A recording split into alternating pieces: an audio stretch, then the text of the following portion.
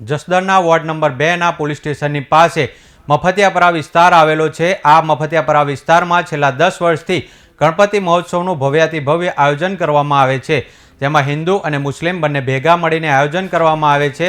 આ વિસ્તારમાં રહેતા તમામ લોકો એકત્ર થઈને આરતી ઉતારે છે। જેટલો ફાળો હિન્દુ આપે તેટલો જ મુસ્લિમ સમાજના લોકો મોટી રકમ આપીને ગણપતિ દાદાની આરતી ઉતારવાનો અવસર મેળવે છે અને ગણપતિ દાદાની 10 દિવસ રોજ સાંજે આરતી અને મહાપ્રસાદ તેમજ દાંડિયા રાસ, 56 ભોગ, મહાઆરતી, સત્સંગ અને હનુમાન ચાલીસાના પાઠ સહિત હજારોની સંખ્યામાં લોકો એકઠા થઈ આનંદ ઉલ્લાસ સાથે ધામધૂમથી ઉજવણી કરવામાં આવે છે।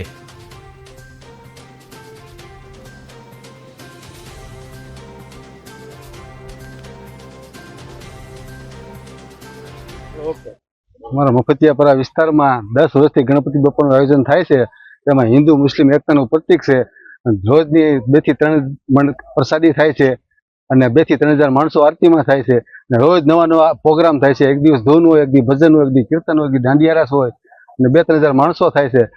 આખા પરાનો અમને ખૂબ સારો વિશ્વાસ છે, સ્પોન્સર મળે છે અને સારામાં સારું કામ કરીએ છીએ। 10 વર્ષથી આ આયોજન કરીએ છીએ। બધા સાથે મળી આખા પરાનો સાથ સહકાર અમને મળે છે।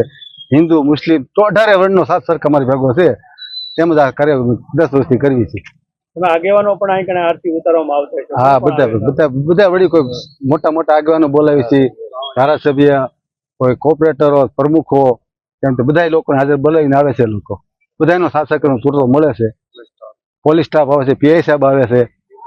છેલ્લા 10 વર્ષથી આમના ભયથી આયોજન કરતા જાય છે। બધાનો સાથ સહકાર પૂરો મળતો રહે છે। રોજે 2-3 બસ આવો કામ મળતો ઉત્સાહ વધારતા આમ કરતા રહીશું આગળ।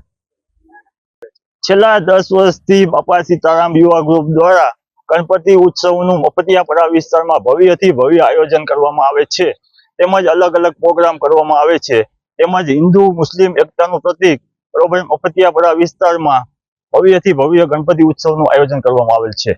શું કાર્યક્રમ હોય છે એમાં? જેવા કે દાંડિયા રાસ છે, હનુમાન ચાલીસા છે, તેમજ ધૂનના અલગ અલગ કાર્યક્રમો આપવામાં આવે છે। રોજે કેટલું માણસો અંદાજિત 1000 થી 2000 માણસો અંદાજિત આરતીમાં થાય છે।